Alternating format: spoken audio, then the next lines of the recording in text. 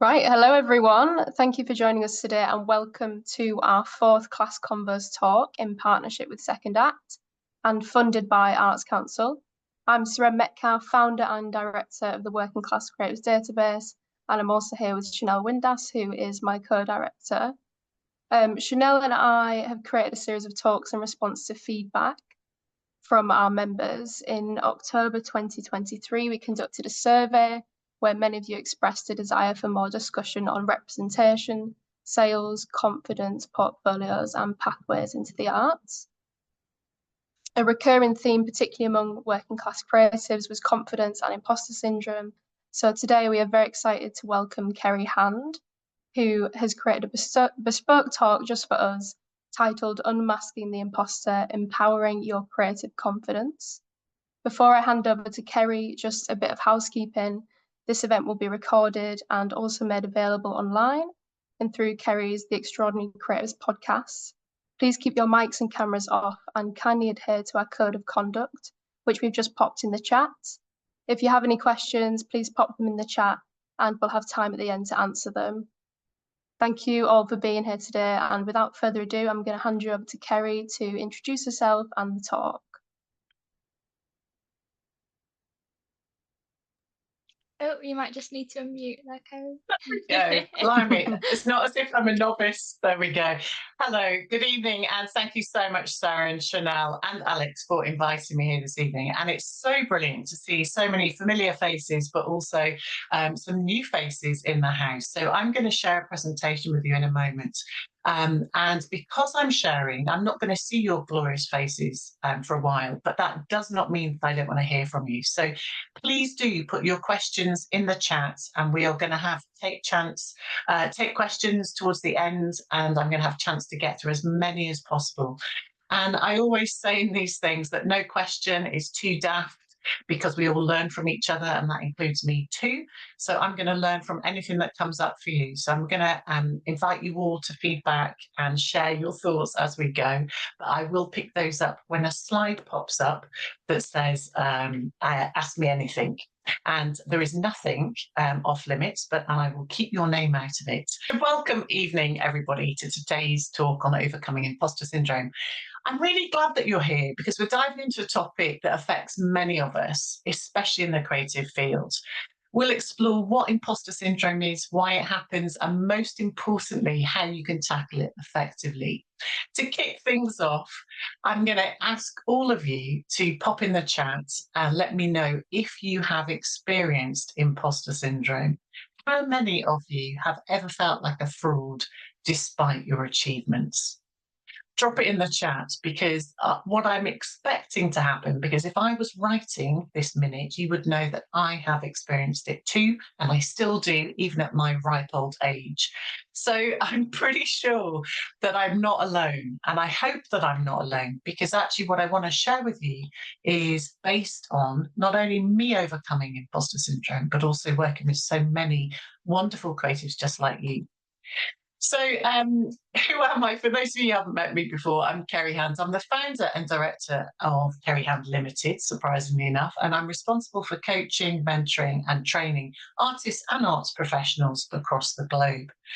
And our coaching programs, membership and courses help artists and arts professionals with confidence, skills and business development.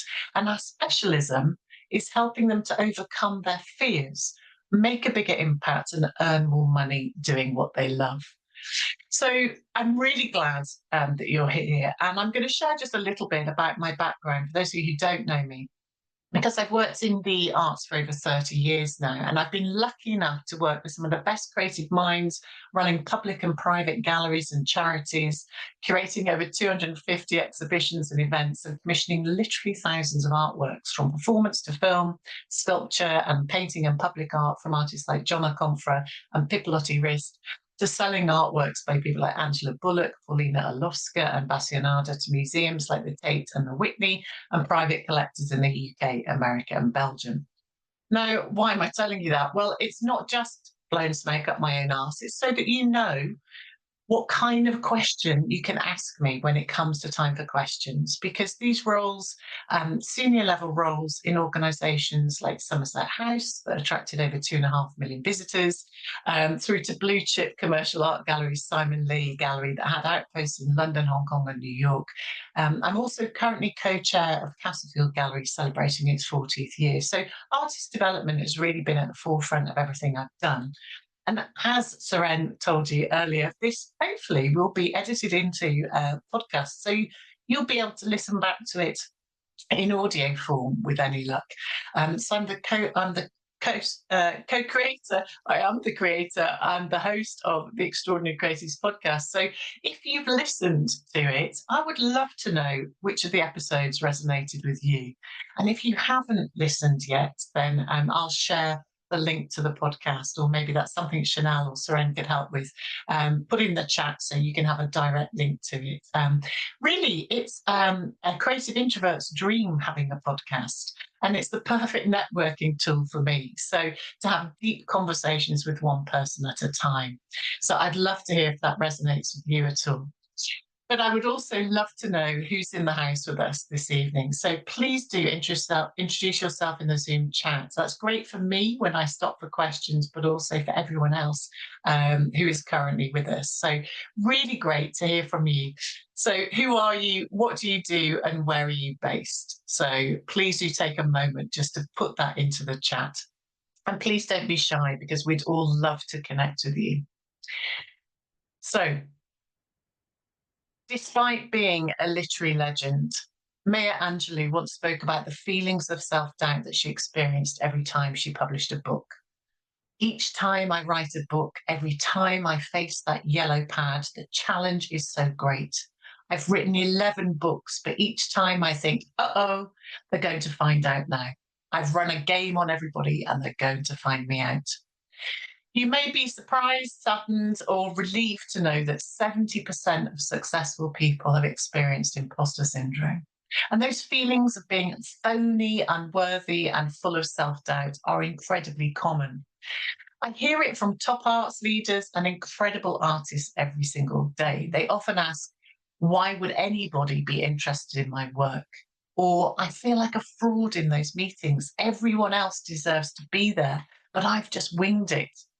This happens despite years of experience proving that they are the experts in their field. It's especially common when starting a new job or a project. Many of us are constantly on high alert, fearing we'll be found out as untalented or not deserving of our roles. We look for evidence in others' faces, gestures, and words that they think we're not up to the task.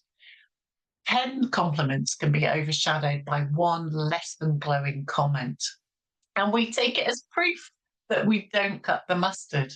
As a result, we hold ourselves back, stay silent, or fly under the radar, hoping that if we truly deserve recognition, someone will notice us. Does that sound familiar? Or we work ourselves to the bone to ensure that we're beyond reproach. Firstly, know that experiencing these feelings is likely at some point. As a creative person, you think and feel deeply, which is a strength, because you're doing something amazing and different leading a creative life. You're more likely to feel exposed and isolated than those on a traditional path. High achievers often struggle to internalize their accomplishments, questioning if they truly deserve their success. But it's not all on you. The concept of imposter syndrome didn't originally account for systemic racism, classism, xenophobia, and other biases. It took a common feeling of workplace discomfort and pathologized it. External biases and systemic barriers often exacerbate these feelings. So most of us have got stories where we know we have something unique to contribute, but have experienced feeling that undermining behaviour, possibly rooted in biases, which led to self-doubt and feeling like a fraud. This shows how systemic exclusion can amplify feelings of self-doubt and anxiety, transforming them into what we call imposter syndrome. But that's why it's crucial to distinguish between what's yours and what's theirs, ensuring that you don't hold yourself back or let others dim your light. So what can we do? The difference between those who experience imposter syndrome and those who don't is their mindset during triggering situations. They think different thoughts, which is encouraging because it means we can learn to think like a non-imposter. And you, as artists, are the master of your thoughts. So, some practical strategies for overcoming imposter syndrome. Number one, separate feelings from fact. Everybody feels inadequate sometimes. So remember, feeling stupid doesn't mean you are. So, for example, imagine you're in a meeting where a colleague presents a complex idea and you don't immediately understand it. You might start thinking, God, I must be really daft not to get this. I'm not capable. Just because you don't understand it, again, doesn't mean that you're stupid. So instead, remind yourself, just because I don't understand this right now, doesn't mean I'm stupid. I'm capable of learning and understanding complex concepts. I can ask questions and ask for clarification. So we're going to go through some reframing thoughts in our time together this evening. Number two is developing a new script. Be aware of your internal dialogue in triggering situations. Replace negative thoughts with empowering ones. So change, I have no idea what I'm doing, to everyone feels uncertain at first. I'm smart enough to find the answers. So, for example, you're about to lead a meeting and suddenly feel a wave of self-doubt. Your inner voice chimes in, I have no idea what I'm doing. Instead of accepting this thought, you consciously shift it to, everyone feels uncertain at first. I've prepared for this and have valuable insights to share.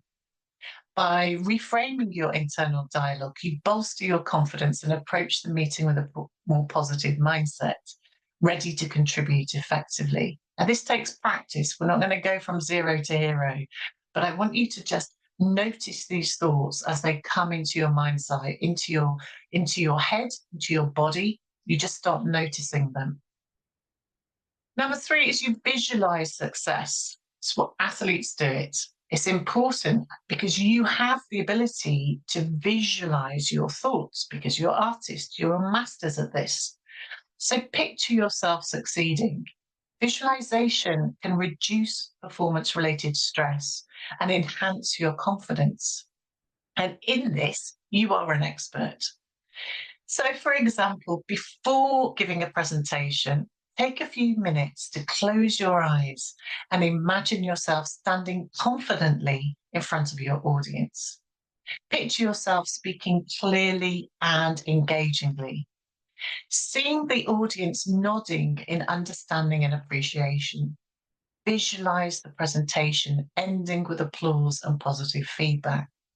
This mental rehearsal can help you feel more prepared and self-assured when it comes to being present, presenting and being present.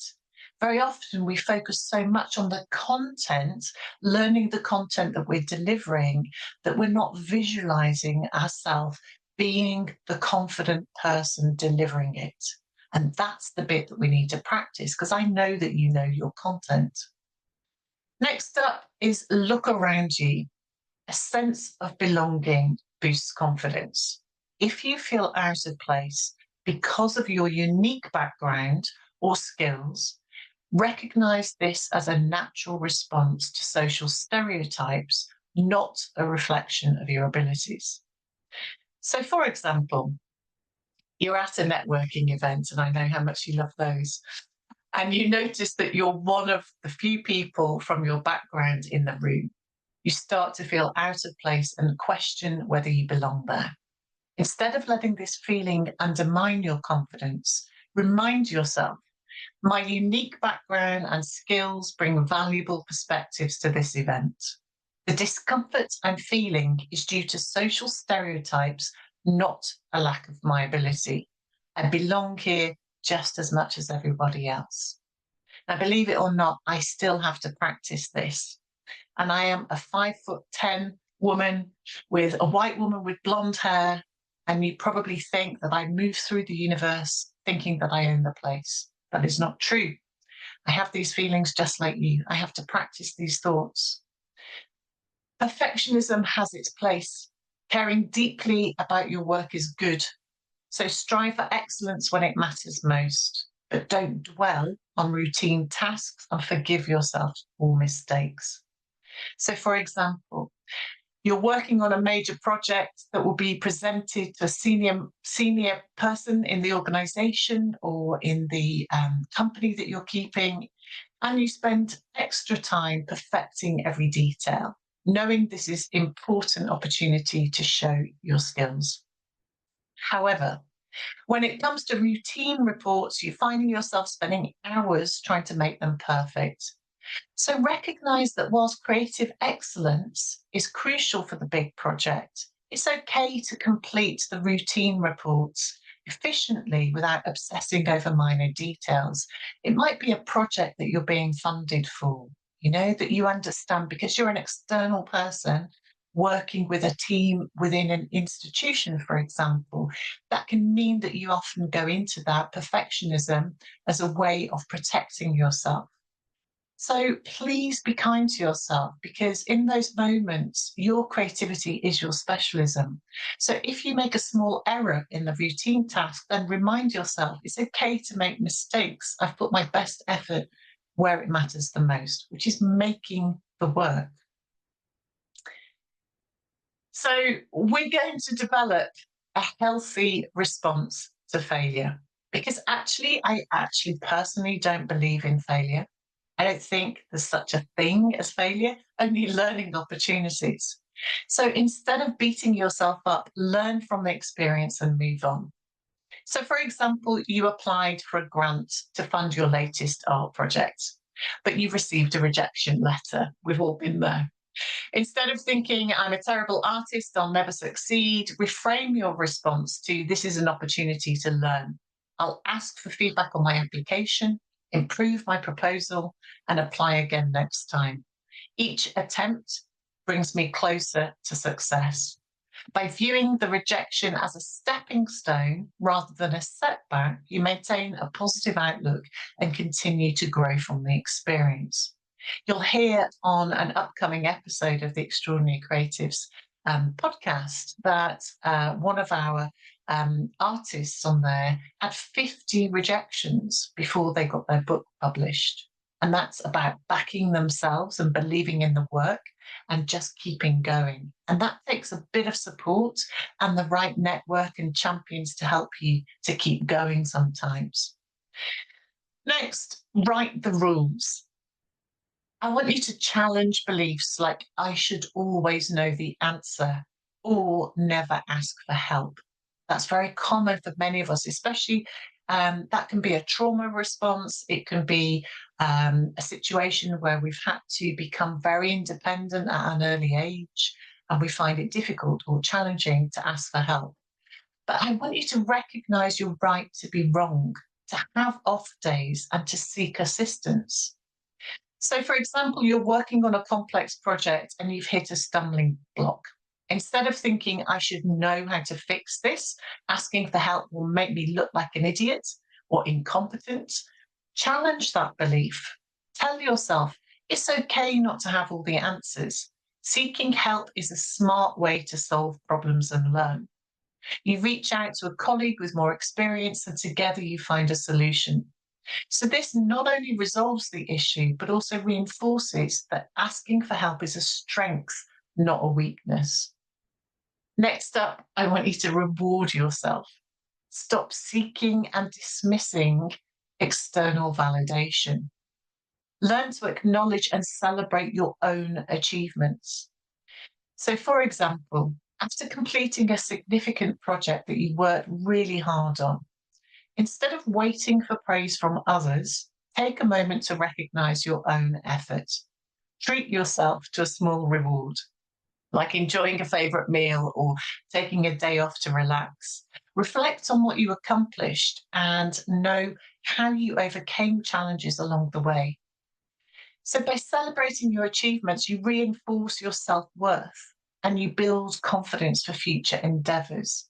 These things sound like they're so small, they're almost insignificant, but this is how we build our self worth, our own value, and how we give ourselves agency.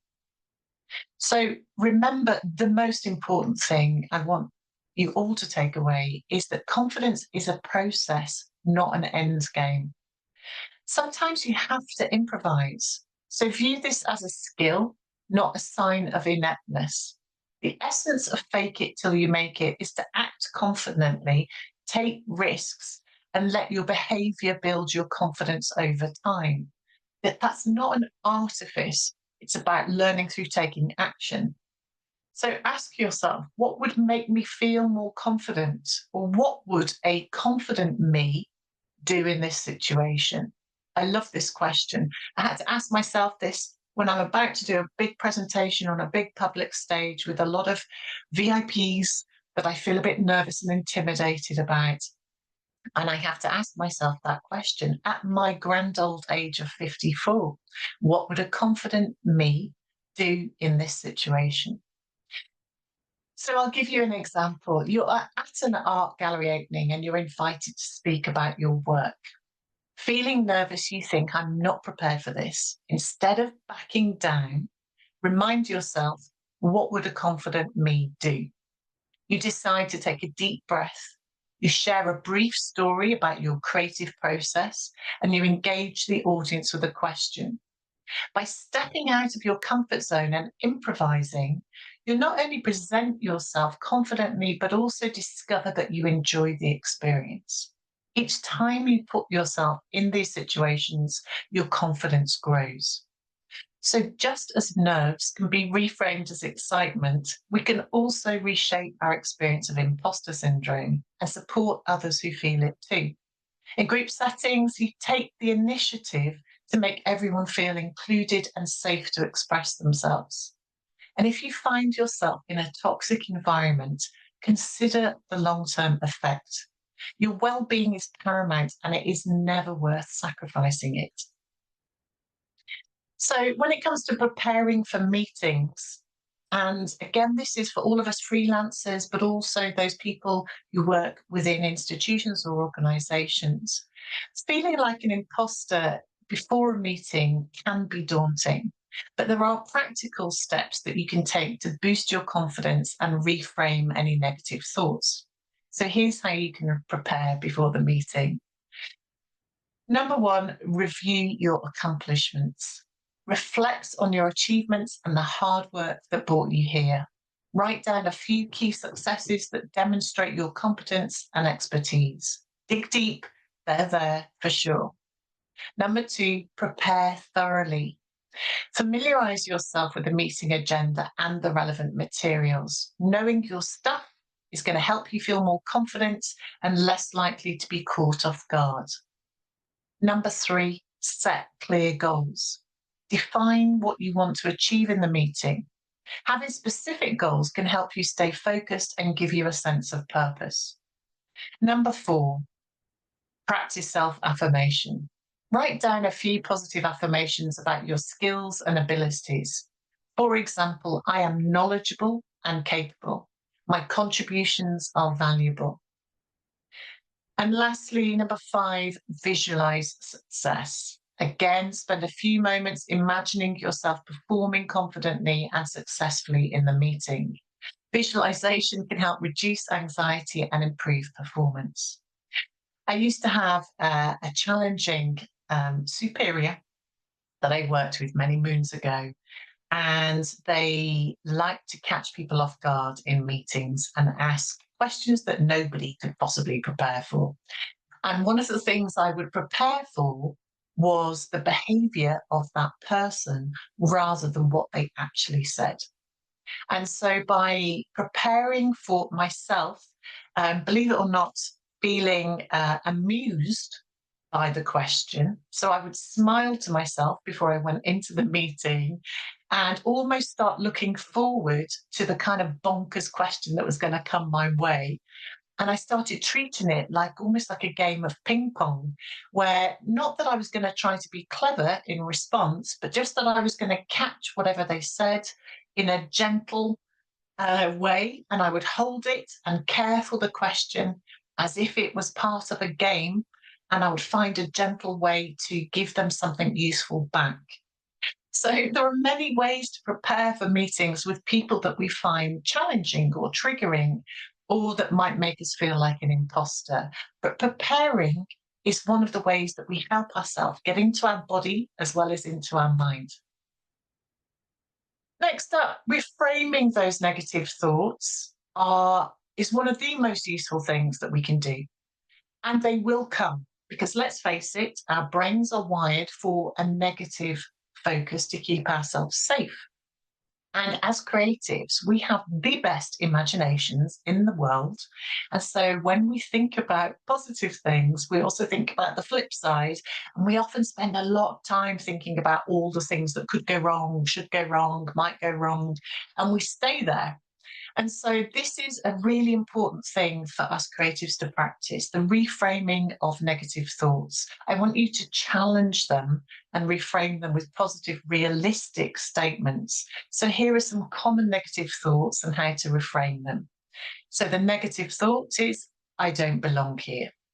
I want you to reframe that with, I have earned my place here through my hard work and skills. Next up, an example, a negative thought could be, I'm not prepared enough. A reframe would be, I've done my homework and I'm as prepared as I can be. I can handle this. We spend time with these thoughts. We really say them to ourselves so that we embody them. Another common one is, I will mess up and look foolish. This is a big one for us creatives. We imagine ourselves looking like a tit on the regular. So I want you to reframe it. Mistakes are part of learning. I can handle challenges and learn from them. And you can. My goodness, if anybody can overcome challenging situations, it's an artist, it's a creative, because your job is problem solving for things that haven't happened yet. It's an incredible skill. When we practice this, when it comes to reframing our thoughts, we start mastering our mindset. Another common negative thought is, everyone will realize I'm a fraud. I want you to reframe that. Everyone here has felt unsure at times. My expertise and perspective are valuable. Now, you may think that affirmations are a bit woo for you, and that it's something that you just stick on your mirror next to you, telling yourself that you look beautiful. But actually what we're doing again is practicing a different groove in our brain. So imagine you've been scoring a piece of wood over and over and over until you've got a deep groove. For many of us, the groove is a negative thought pattern, a loop that we've had in our brains. It might be a perspective on ourselves. It might be, oh, I'm not very good at public speaking, or I'm not very good at networking. And that groove has really scored itself deep into that piece of wood. This practicing boosting our own confidence through reframing our negative thoughts or boosting our confidence with affirmations is like starting to score another line in that piece of wood. It's almost like creating a wishbone off that scoring. And so that the more we practice it and the more we score another thought pattern or another thought process, we get a positive way of solving our problems. We can go into more challenging situations more comfortably. So boosting confidence with affirmations is because their positive statements help reframe those negative thoughts, and they can shift our mindset from self-doubt to self-belief. And so an affirmation might include something like, I am prepared and capable. That helps you to recognize your preparation and abilities. It reinforces your readiness and competency countering feelings of inadequacy. So you remind yourself of your preparation and past successes to build self-assurance in your abilities. Another might be, I bring unique insights to the table. That helps you to acknowledge the value of your individual perspective.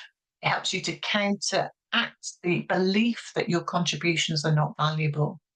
You focus on the unique experiences and knowledge you bring to discussions and projects. Another could be that you practice, I am respected for my skills and knowledge. This reinforces the idea, of course, that your skills and knowledge are valued by others, which they are. It combats imposter syndrome by affirming your worth. So you recall instances where your skills have been recognised or where your expertise has made an impact. Another example is, I can contribute meaningfully to this discussion. This emphasises your ability to make significant contributions. It boosts your confidence in participating actively. You prepare points that you wish to discuss and focus on how they add value to the conversation. And lastly, I am here because I deserve to be. This confirms your right to be in the current role or the situation. It combats feelings of self-doubt or being an imposter. So you reflect on the efforts and achievements that you've earned and that you've earned your place. So tips for using these affirmations is the consistency. Repeat affirmations regularly to reinforce your positive beliefs. Believability. You have to choose affirmations that resonate with you and feel authentic. And action. Pair affirmations with actions that align with the beliefs that you're reinforcing. And lastly, impact. Regular use of affirmations can lead to increased self-confidence, reduced self-doubt, and a more positive mindset. It is so simple that we don't do it. We forget to do it because we've practiced that groove of negativity for so long. It feels easier to stay in the groove of that negative self-doubt. My invitation to you is just to start practicing. So techniques for confidence and overcoming imposter syndrome. Deep breathing, you will know that, of course, its purpose is to calm nerves and reduce anxiety. So you practice deep breathing to center yourself before and during high pressure situations. So you inhale deeply through your nose for a count of 4, hold your breath for a count of 4, and exhale slowly through your mouth for a count of 4. This is known as box breathing. It's one of the best shortcuts. They use it in times of war and conflict. If you find yourself moving into fight, flight, or freeze, which is a triggered response, then box breathing is one of those best ways. So in for 4, hold for 4, out for 4, hold for 4. This technique helps activate the parasympathetic nervous system, promoting relaxation and reducing the physical symptoms of stress. Next up, power poses. These boost confidence and reduce stress through body language. This is one of my favourites when I'm feeling up in my head and I have to stand and I just place my feet sort of hip width apart and I ground myself. Maybe it takes me back to when I used to do Aikido when I was a young woman living in London on my own. So that grounding, that standing with your feet with your shoulder width apart and place your hands on your hips or extend your arms outwards, that really just holding that pose for a couple of minutes helps you get grounded. And that can influence your hormone levels, believe it or not, making you feel more confident and reducing stress. Next up, again, keep coming back to positive visualization. So this really enhances self-confidence by mentally rehearsing positive outcomes. And you create a vivid mental image of success. So you picture yourself walking into the meeting with confidence. You visualize engaging positively with others and contributing effectively. This technique really reduces anxiety and improves performance by mentally preparing you for success. So we're going to come to questions in a short moment, but just if during the meeting And one of the tips that I would like to offer here is about staying present. Again, it's that moment where maybe somebody looks at you a bit funny, or they say the wrong thing, or you suddenly can't read somebody, you know, if you've ever had that experience. And so trying to stay present is one of the biggest things we can do for ourselves. So it helps and enhances your engagement and reduces the likelihood of negative self-talk. So actively participating in the discussion and focusing on the current conversation, you do that by maintaining eye contact with the speaker or the participants. Nod and provide feedback to show that you're engaged. Use note-taking to keep your mind focused on the discussion. But word of warning there, sometimes that can keep us separate. So use your note-taking sporadically. But the benefits of staying present helps you absorb information better and prevents your mind from wandering to self-doubt or negative thoughts. Next up, now this is going to put the fear in those creative introverts like myself. Speak up early. The purpose is that it helps reduce anxiety and establishes your presence in the meeting. It actually also helps other people to feel more comfortable with you too. So making a contribution in the meeting asserts your involvement. And one way to do that is to prepare a few key points or questions in advance. Choose an opportune moment to share your thoughts or ask questions. And it also, speaking early can help you feel more integrated into the conversation and establish you as a valuable participant. Next, self-compassion. This is really to support emotional resilience and mitigates that self-criticism. So treat yourself with kindness and understanding if you make mistakes. And if you stumble or lose your train of thought, acknowledge it gently without self-judgment. Reframe mistakes as learning opportunities rather than failures. The benefits of practicing self-compassion allows you to recover quickly from setbacks and maintain a positive attitude. The other thing I'm going to offer here is use a grounding object.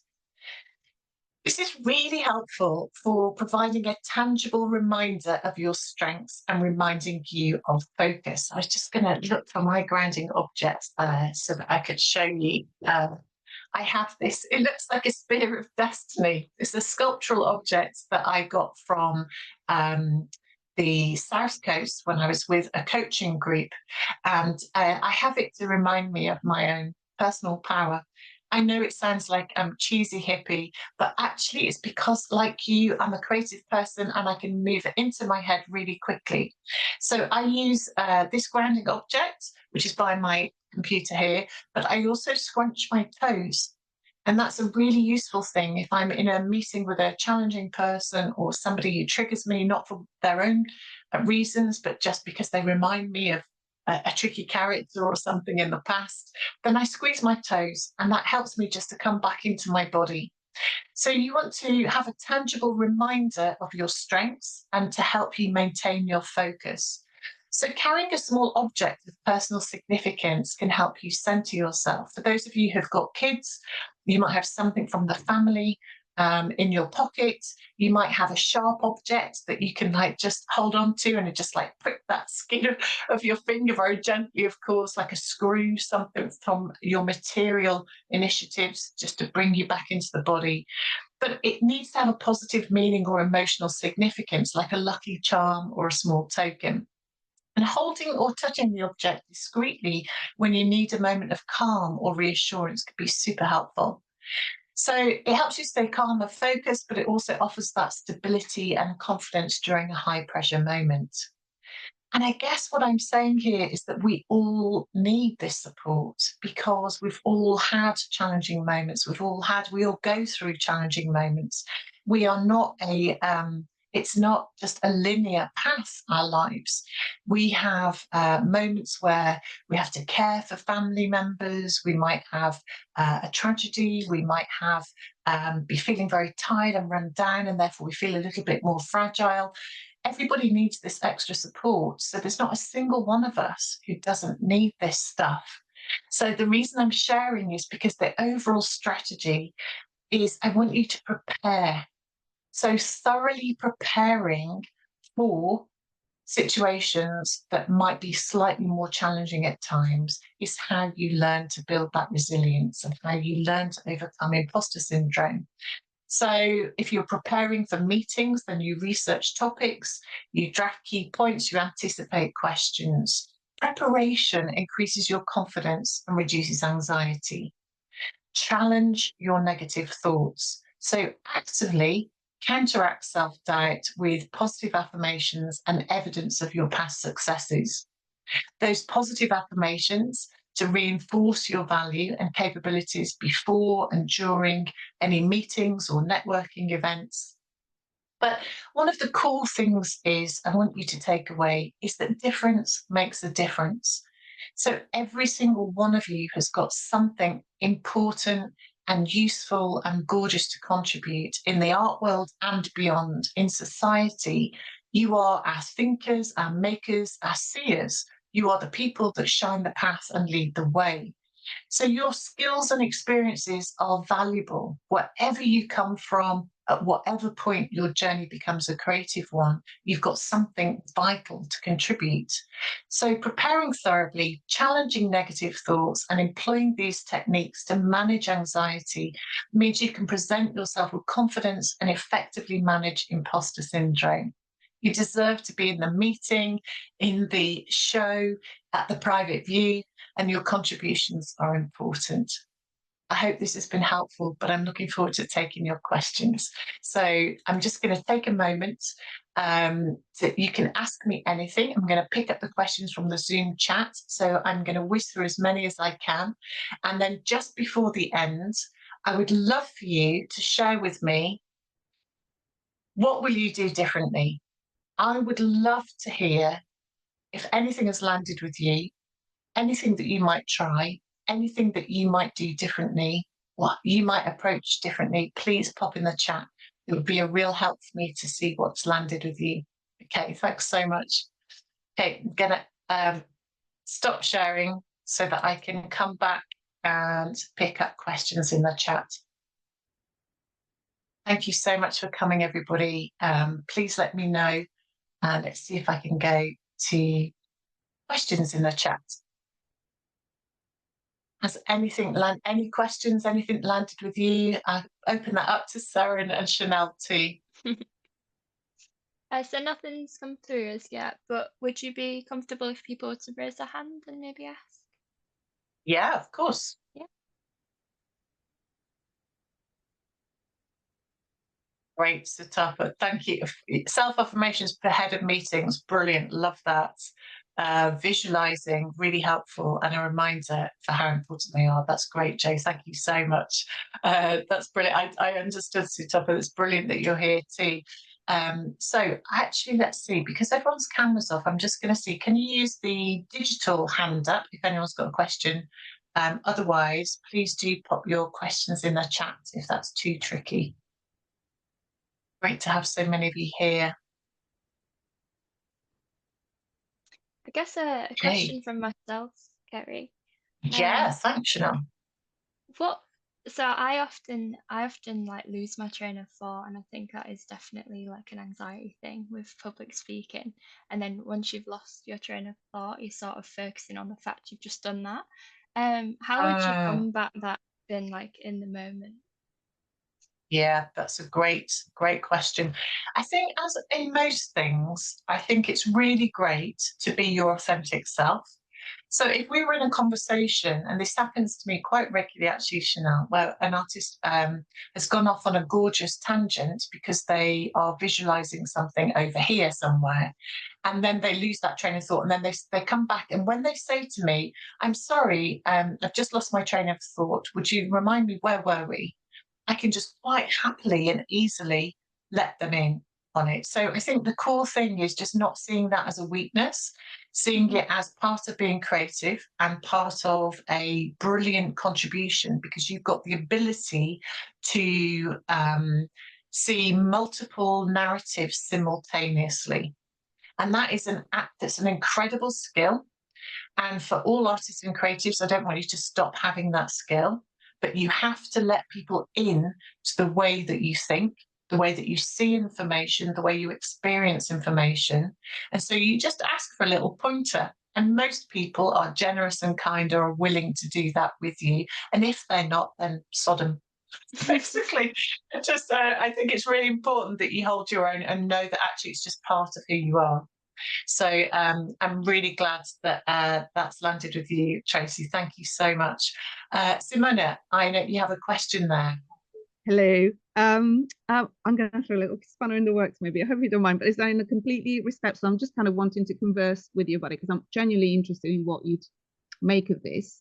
Do you think it's always a case of mind over matter? Because I think that can have its limitations. And my experience of it is there have been long stretches, I mean years, where it didn't matter how many affirmations I told myself in the morning, because it's not a question of having not the right attitude. And of course, there's always improvements that we can all make in our attitude and how we face things and how we deal with things, of course.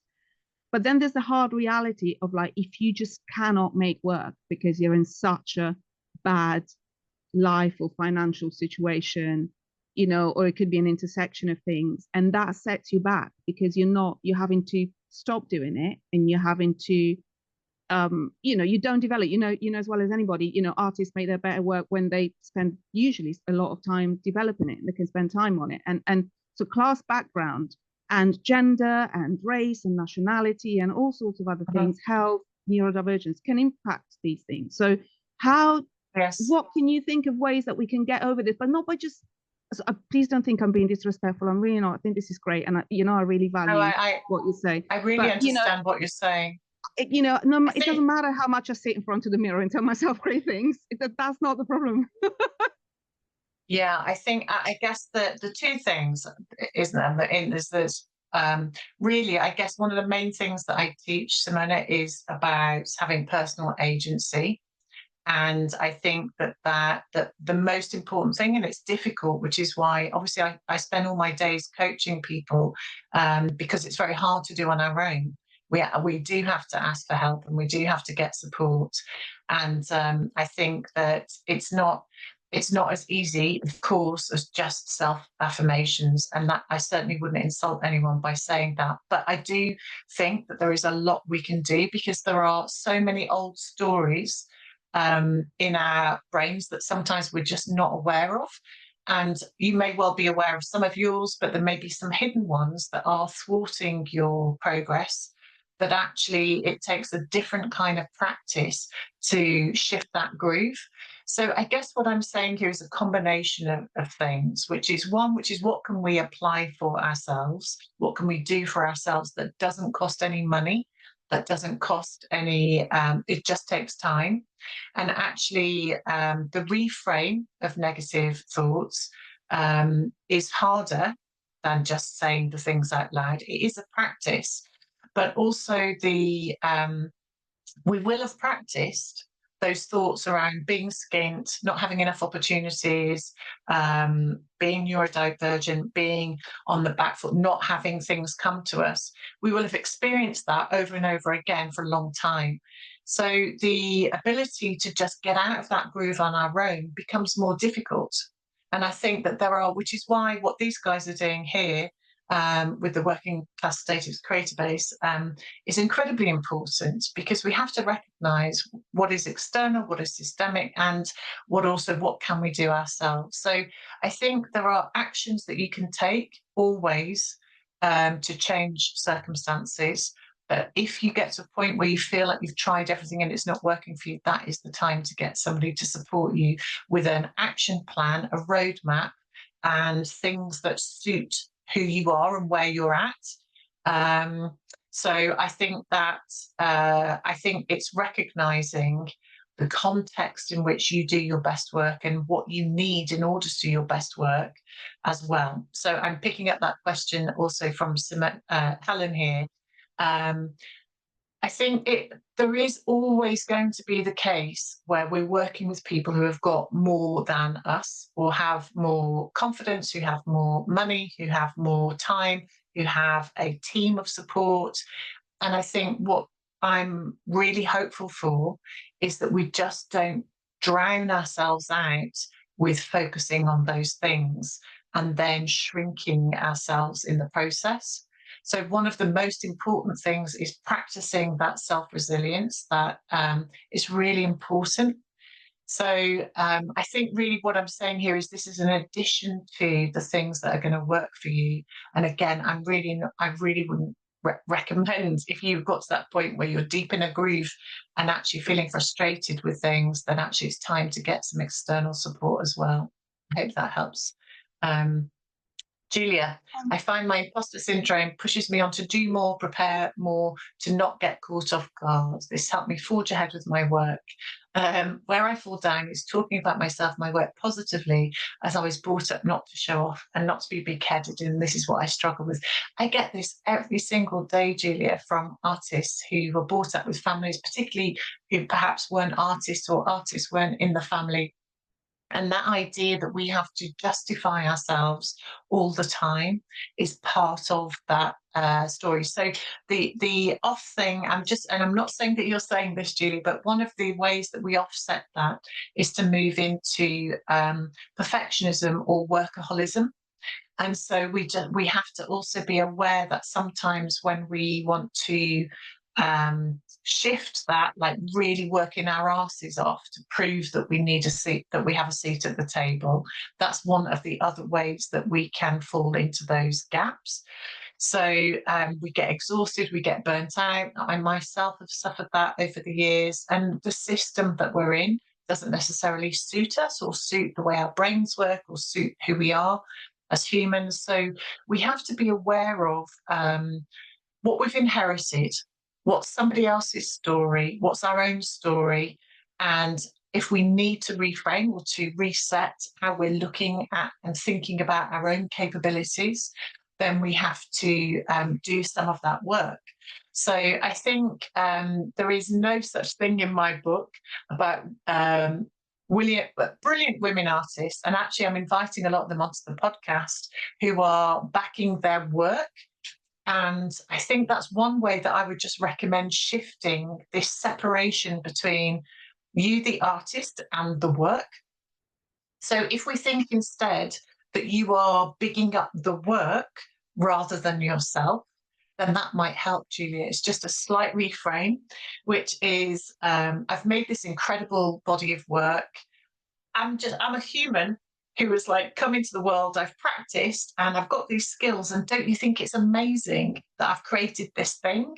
And so I think part of it is actually just getting into being the best custodian of the creative work that we produce and helping it to go into the world. So we help facilitate it being introduced to the world.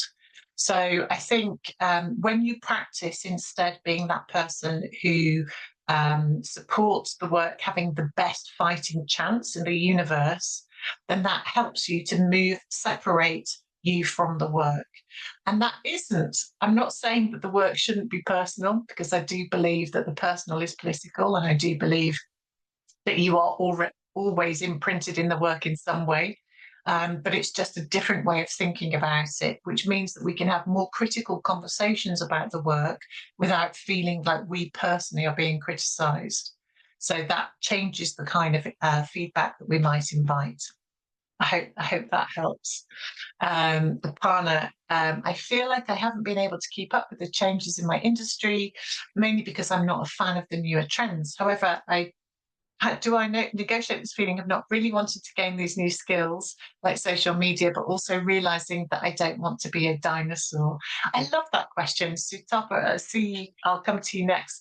Well, that's a really interesting question. So I'm going to say another question in return is, what makes you think that you have to keep up with trends? And if you don't want to gain skills, then don't.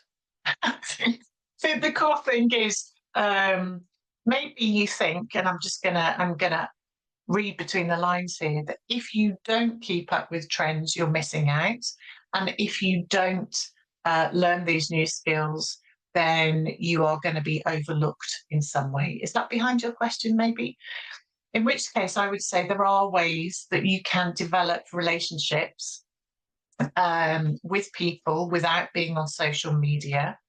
And I think that building up your newsletter, building up your website, and doing in-person events at the studio, going to social media, going to social events, making sure that you are connecting and championing other people in the arts is one way where you can build a committed group of champions.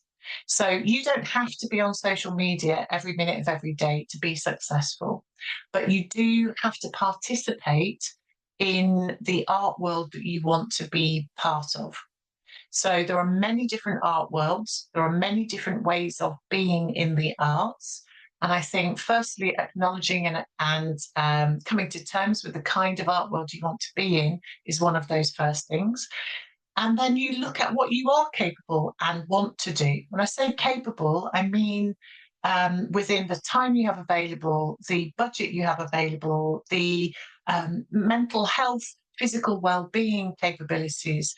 Be kind to yourself and think, what do I really want to get out of this creative journey that I'm on?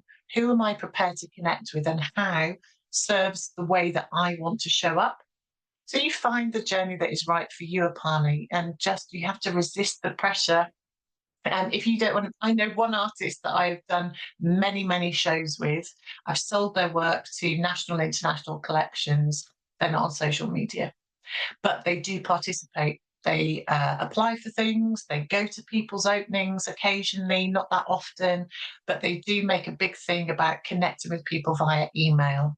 So that's how they make that connection. I hope that makes sense. So, Sitapa, can I come to you? Hey. Thank you. Yeah, hi. Hi. One of the things that I often struggle with is being in situations. Sometimes they're surprising situations because perhaps I hadn't anticipated bumping into somebody. And I guess my upbringing is that, and they may say something that's really quite, well, I would say on review, but not necessarily being able to process it fast enough at the time or be sure of how I'm processing their comment at the time, that they're being quite underhanded about something. And I completely get where you're coming from and understand that, the best way to perhaps respond to that is just very gently. But that's not possible sometimes, actually. And I then suffer with terrible guilt if I've been polite but firm. And it sounds like a silly thing to say, and then I sort of, come away and I have terrible anxiety complexes about the fact that actually I took an opportunity where somebody I felt was being quite slyly underhanded or challenging, and that I just kind of felt, actually, I'm not going to let you get away with this. I'm going to reply, and I'm going to reply very firmly to you. What do you do? I love that. It's such a great thing. I'm so glad you raised this. So I'm a big believer in planning ahead of time to give ourselves the best chance of success in meetings or in private views or social situations. I think planning for the dickhead is a really good approach.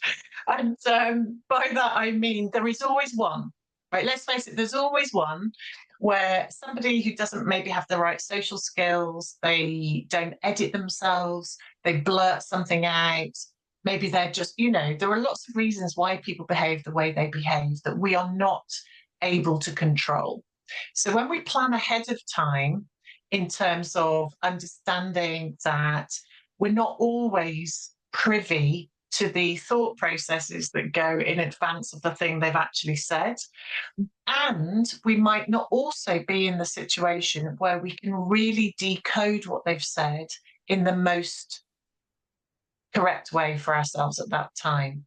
So if we have it, let's say we have a dickhead code. So what's the dickhead code? So I've got one. for what it's worth, which is it happened since I once had a senior leadership position and I had to let go of somebody, which was horrific, awful, horrible thing to have to go through. And because it's all such a private thing that you have to go through, you can't tell the rest of your team, you can't tell everybody why certain things happened. There's all kinds of legal ramifications.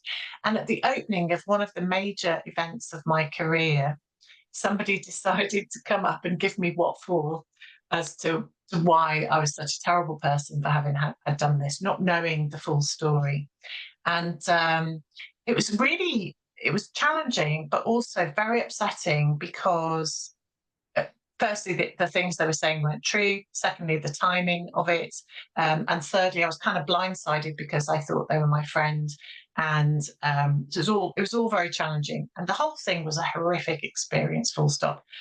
And that situation made me think about this. Now, they were perfectly within their rights to have their opinion about me, and I am not in control of what other people think of me. And that is a huge relief to me, actually, because it's not my business what someone thinks of me, actually. However, if somebody lies or accuses me of something or bullshits, whatever, then I would have a boundary where I would say, in that instance, I'll give you an example. So I appreciate that you feel passionately about this situation, and I understand why completely. Unfortunately, I'm not in a situation where I can discuss it with you. And unfortunately, this isn't the time to do that either. So in finding, like having some prep in advance. So let's say, for example, maybe there's a jealous artist who says something undermining, or maybe there's somebody who's just kind of rude about a work that is on show that you've just opened and they say the wrong thing. Firstly, we have our preparation, which is if somebody is an arse tonight, I'm going to smile, thank them for their thoughts and extricate myself quickly. Or I'm going to say, thank you for your thoughts. Perhaps not what I wanted to hear tonight, but you're absolutely within your rights to say it and move on.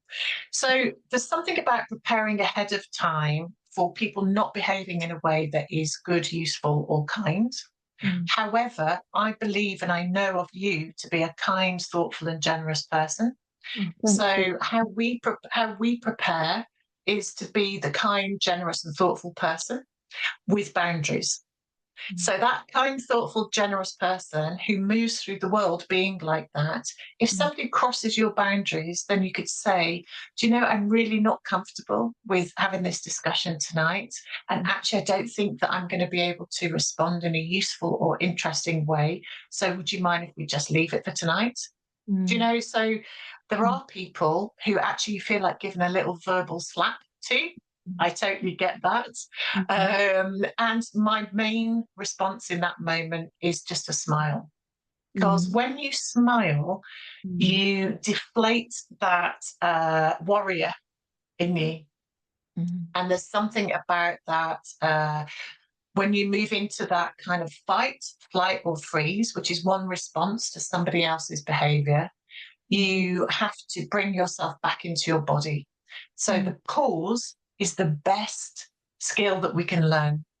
We just pause before we respond, and it's a really tough practice, especially if someone's been a complete knob in the most difficult situation. But it's a really great thing you raise, because unfortunately in the arts there's another level, another devil, right? So every time you go through a process of earning new exciting things happening in your life, in your world, there will be somebody who can't articulate themselves in the nicest way, or who finds your success really difficult, or who is just downright rude, or doesn't have the social skills to edit themselves in a particular situation. And you just have to remind your job is not to educate them how to behave, it's to learn that what can we take ownership of. And if we can't take ownership of it in that moment, then we have to let someone know what our boundaries are. And clarity is kindness. So I would say, if you are being kind and clear and gentle, then I think that you are doing your best job. I hope that helps, Sutapa. It really, really does. Thank you so much. Yeah, thank you. Thanks for the question. It's a brilliant one. So I'm gonna check here. Oh yeah, that's so good. Joe, not being able to hear or process well at previews, busy events is challenging. So there's a few things. What would you do instead? How would you frame it so it isn't a negative? And I guess just to let you know, what I'll do for the podcast is I'll edit out everyone's names, and I'll just we'll just have me answering. That's okay, just so that you can retain privacy on the on that side of things. So I think I know I have quite a lot of friends who have hearing challenges at private views. And I think, firstly, it's that being authentic, Joe, and letting people know in advance, asking people to slow down, to speak clearly. It's okay to let people know what you need. And I think that's part of that confidence thing, is having a bit more self-compassion in terms of sharing with somebody how they can help you to have the best conversation. So if I say to you, which I might do if we're ever in conversation, forgive me, I'm really good. I need someone to say their names, both the first name and the last name, because I visualize how I remember people. And so I'll give them that, and I say, look, I really would love to remember our conversation, and to do that so that I can connect your face with your name. Would you mind telling me your first name and your surname? That's how I remember. It's not an insult, it's not rude, it's just the way my brain processes information. And so also I might ask somebody to repeat something they've said so that it gives me time to process. So the first thing is knowing what you need in advance and planning for what you need, and then letting people in on what it is you need. So being more open and vulnerable is how we all have a better time when we're communicating. So please practice being vulnerable with each other, because actually everyone prefers it. So when I work with lots of neurodivergent clients, in fact, I'd say like 85% of the clients that I work with are neurodivergent. So when they say to me, I have a 360-degree way of thinking too. So if I go off at a tangent, bring me back. I'm like, yeah, got it, fine, brilliant. Or I process information very literally. I need you to tell me something very specific. Or an autistic friend of mine tells me when we're together that they will be standing by my side. They prefer when we communicate to side by side. It's totally fine, as long as somebody tells you what they need and you feel that you can be yourself with them too. It's not okay when it's just all somebody's way and it's not a mutual thing. And I think we've all experienced those moments too. So I don't think any of it is a negative. It just takes practice, Joe. So I think you can say to somebody, I really love talking to you. Would it be okay if we just step to the side, because I just find it a little easier to speak? Or would you mind speaking into this ear because I find that easier? Or would you mind standing right in front of me so that I can see your face as we're talking, because I just process information differently? You can say exactly what you want. And most people in the arts are patient and kind and lovely and willing to play ball in that sense. So I don't think it's a negative thing. That's not my experience, but I do really understand the challenge of them. And I think if you really plan ahead of time, one thing that actually helps you to feel more engaged and present is you take control of a situation by telling somebody else what you like about them first.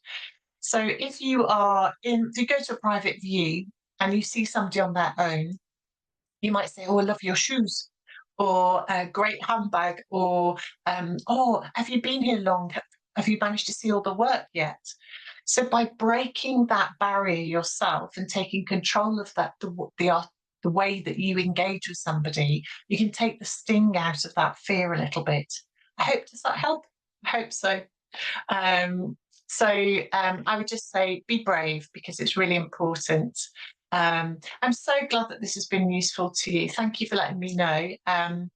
I am really glad that you're going to do the best that with what you've got, because it is enough. I think the core message really is that I want you all to know that you are enough.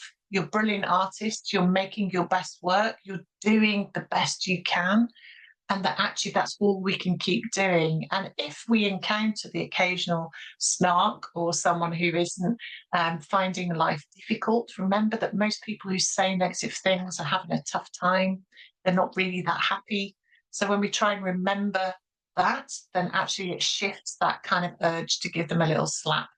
You know, and if I have it a lot because I'm quite positive when I'm out in the world, and there's usually somebody who wants to piss on my bonfire, but I actually find it quite funny because, you know, at the end of the day, I have lots of gorgeous relationships with creative people, and I'm just not interested in staying in the dark side for very long.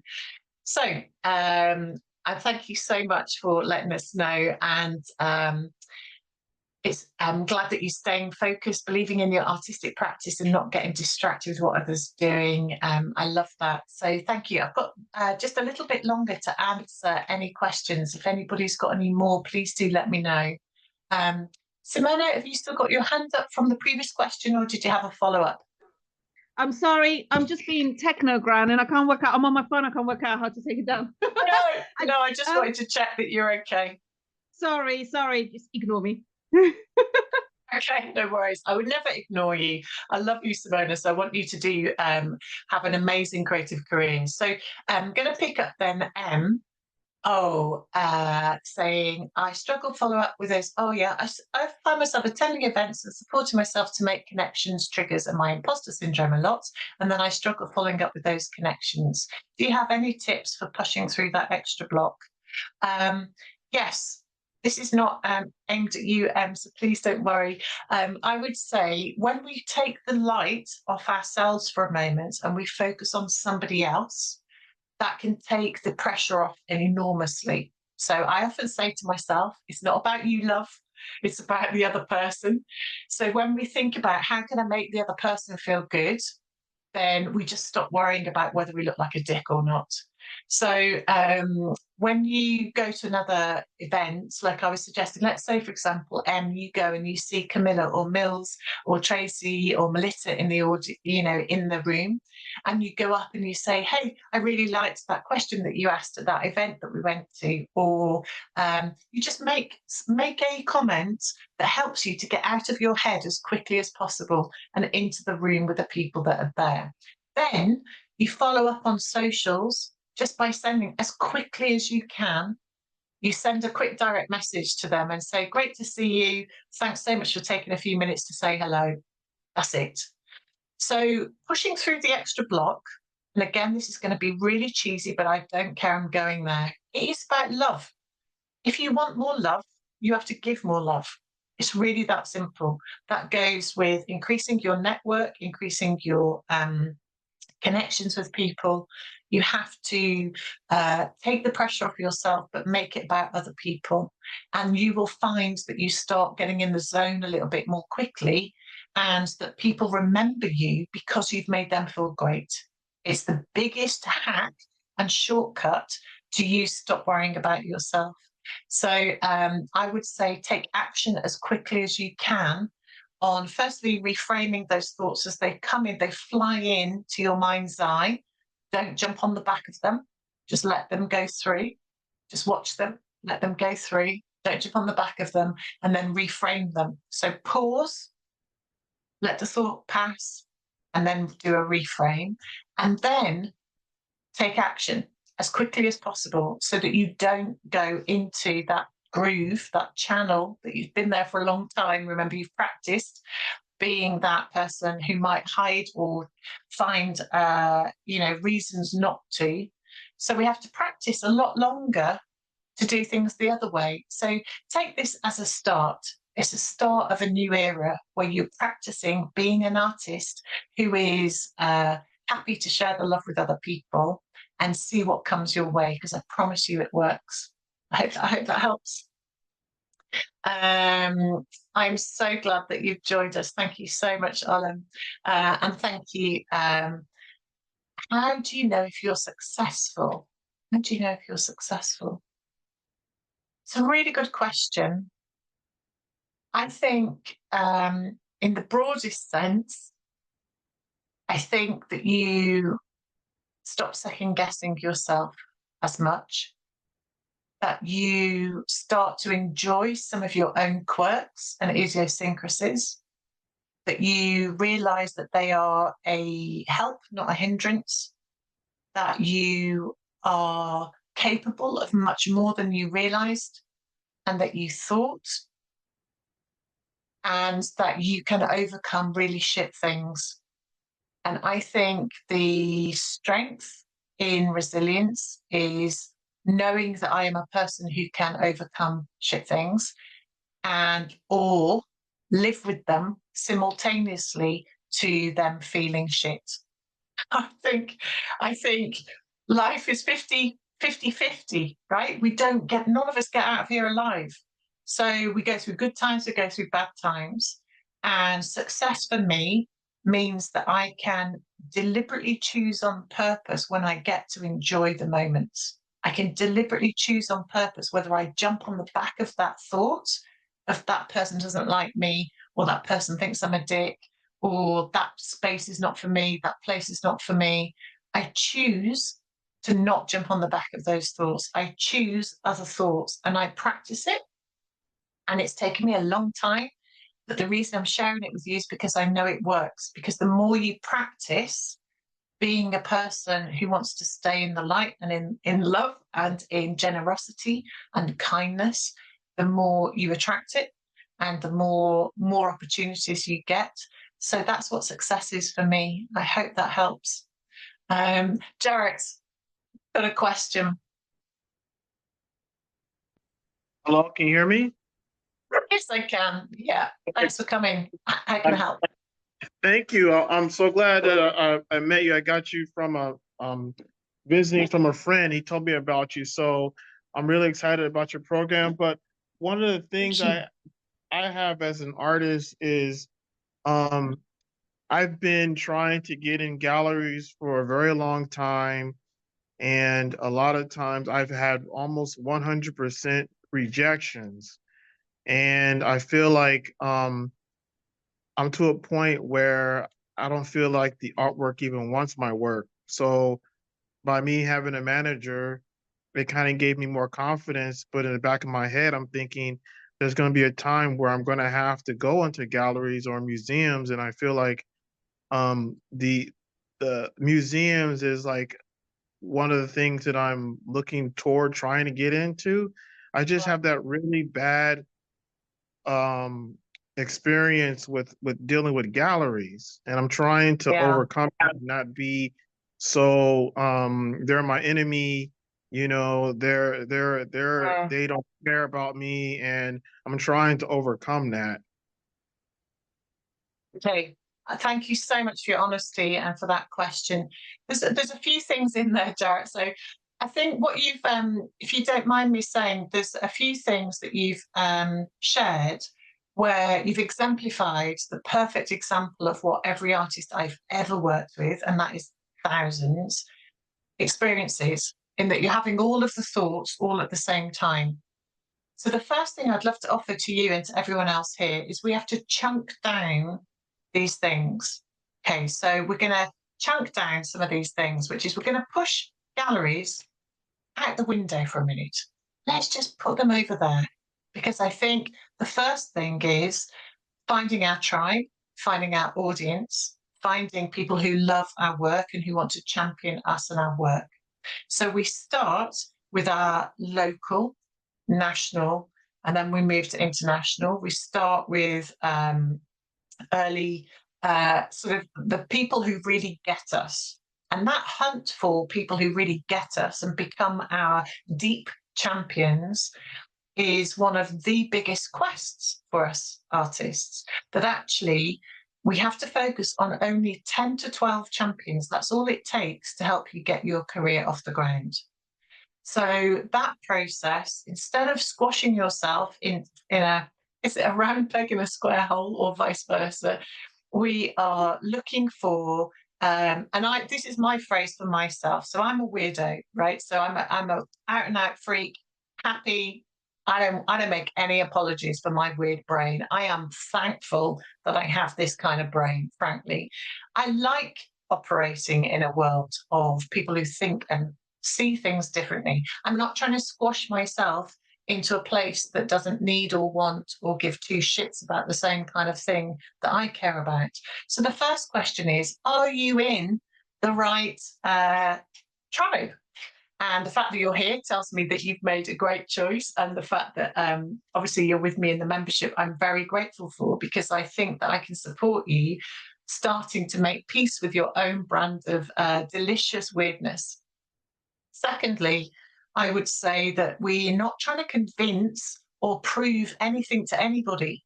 We're not trying to justify our creativity. What we're trying to do instead is bring ourselves into alignment with other people who are ignited by our creativity.